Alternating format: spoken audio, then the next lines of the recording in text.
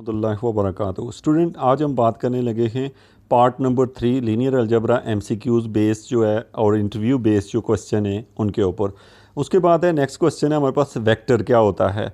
Vector का meaning जो आपने फ़िज़िक्स में पढ़ा होता है स्टूडेंट, वो ये होता है कि वेक्टर जो होता है एक ऐसी, आप एक लाइन देखते हैं कि जो जा रही होती है और उसके आगे एरो पड़ा होता है और उसके साथ एक मैग्नीट्यूड डायरेक्शन होती है।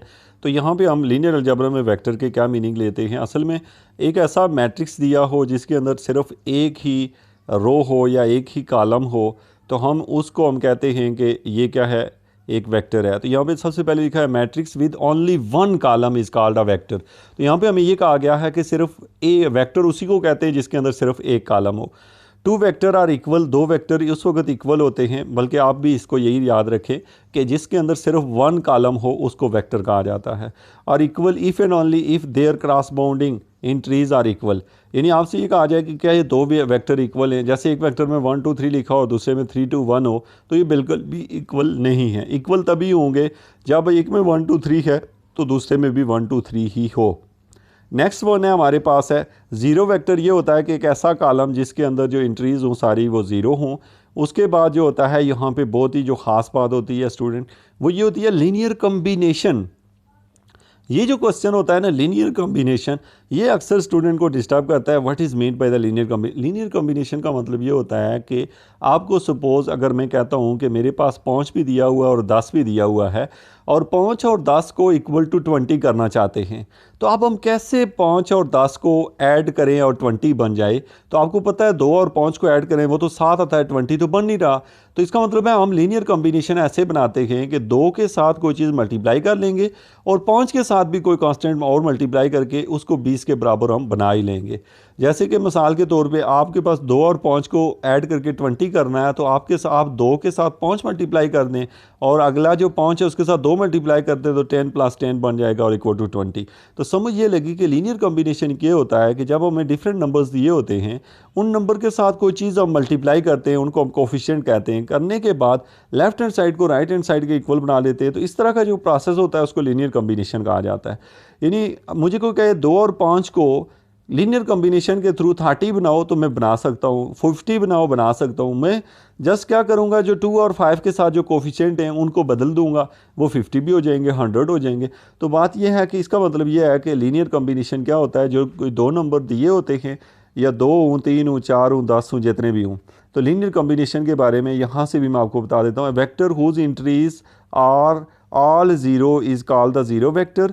अब वेक्टर के बारे में आप पढ़ चुके हैं कि जिसमें सिर्फ कॉलम होगा and it is denoted by zero if v1 v2 v3 up to vn are in R N. यानी आर एन का मतलब होता है एक स्पेस होती है आर, आर का मतलब होता है नंबर्स जैसे दिखे होते हैं 1 2 3 4, ये आर में आते हैं। आर स्क्वायर में जोड़े की शक्ल में आते हैं, आर क्यूब में 3 3 होते हैं और आर एन में ज़्यादा भी हो सकते हैं, हो सकते ही नहीं बल्कि होते हैं, एन तक होंगे। उसके बाद है यहाँ पे जो आपके पास है आर एन का आपको मतलब पता हो। उसके बाद है सब सेट ऑफ आर एन। यहाँ पे कुछ लफ्ज़ हम पढ़ने जा रहे हैं जिनके ऊपर आपने तवज्जो से सुनने हैं ताकि आपको समझ आए, वहाँ पे आपको ताकि इशू कोई ना आए। तो यहाँ पे denoted by v1 v2 up to vn are call the subset of R N spanned by v1 up to vp। So span में इसके मीनिंग आपको सही तरीके से समझाता हूँ। v1 v2 up to vp is the collection of all vector that can be written in the form of C v1 plus c2 v2 up to cp vp। ये जो लिखा गया है स्टूडेंट, अब सवाल ये पैदा हुआ कि ये क्या है। सबसे पहले हमने ये कहा, यहाँ से मैं इसे शुरू कर रहा हूँ कि if v1 up to vp are in R N, यानी कि हमारे पास एक बड़ा वेक्टर है उसके अंदर बहुत सारे छोटे वेक्टर पॉइंट्स हैं। जैसे v1 एक पॉइंट है, v2 है, अप टू vp ये पॉइंट है। अब ये जो पॉइंट्स हैं हम कहते हैं इनका हम लीनियर कॉम्बिनेशन बनाएं, इन्हीं पॉइंट्स को जोड़ के इस डिनोटेड बाई, इसको डिनोट करेंगे span of v1 up to vp, यानी कि इसके लीनियर कॉम्बिनेशन को हम लिखेंगे span of and call the subset of R N. और इसको पढ़ते हैं सब सेट ऑफ आर एन पढ़ते हैं स्पेंड बाई, जो क्या होगा spanned by v1 up to vp। मैं ये मीनिंग आपको इससे आगे तभी जाऊँगा आपको समझ आ चुकी होगी।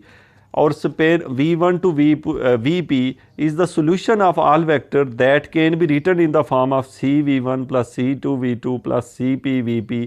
और यहाँ अब आपसे कोई पूछता है यार ये क्या कहानी है, वेक्टर क्या है, तो आपने कहा यार वेक्टर जब कोई ऐसा मैट्रिक्स जिसके अंदर सिर्फ एक कॉलम हो, अब वो कॉलम चाहे कितना ही बड़ा क्यों ना हो, रोज़ बेशक 500 रोज़ हो, कॉलम सिर्फ एक हो, उसको हमने कहते हैं vector.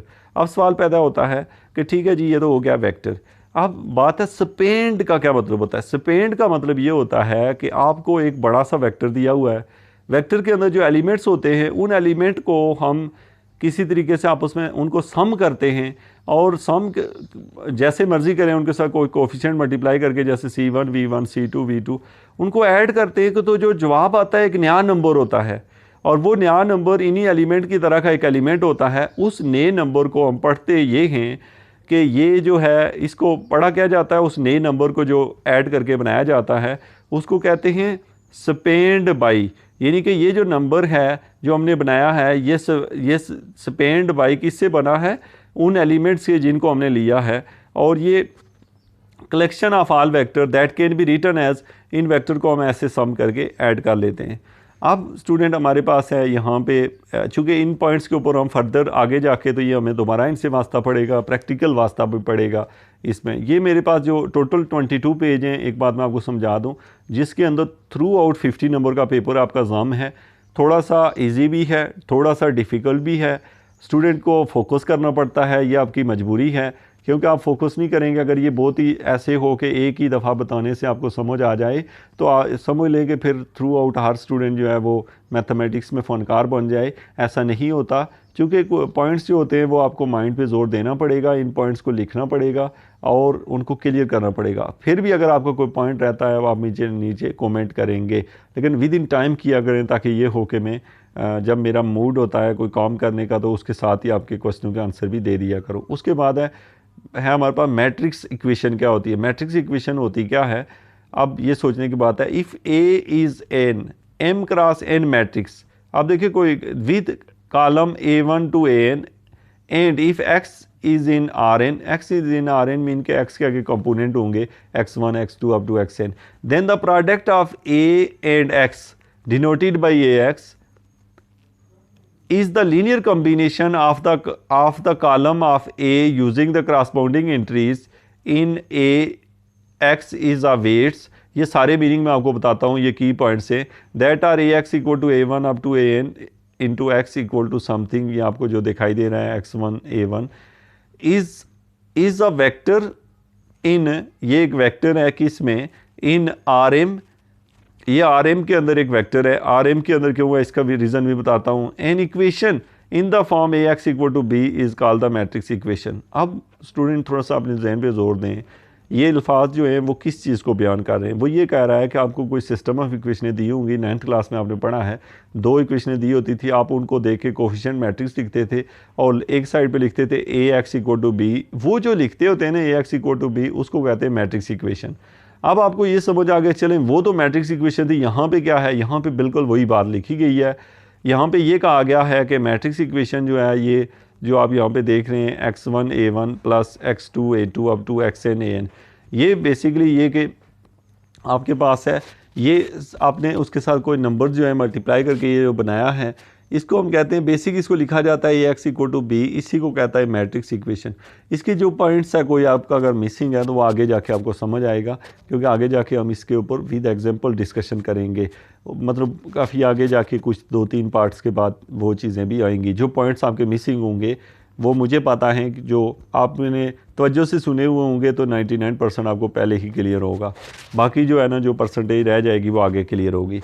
I is called the identity matrix. आपको पता है आइडेंटिटी मैट्रिक्स कौन सी होती है, जिसके अंदर तमाम एंट्रीज जो होती हैं वो क्या होती हैं, and one on the diagonal, one जो होता है वो डायगोनल में होता है, अदर एलिमेंट्स जो होते हैं वो ज़ीरो होते हैं, उसको आइडेंटिटी मैट्रिक्स कहा जाता है।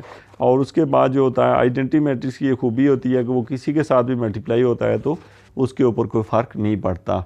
जैसे कि आपको कोई कहे कि ए को आइडेंटिटी मैट्रिक्स से मल्टीप्लाई करें तो जवाब दोबारा से ए ही आएगा।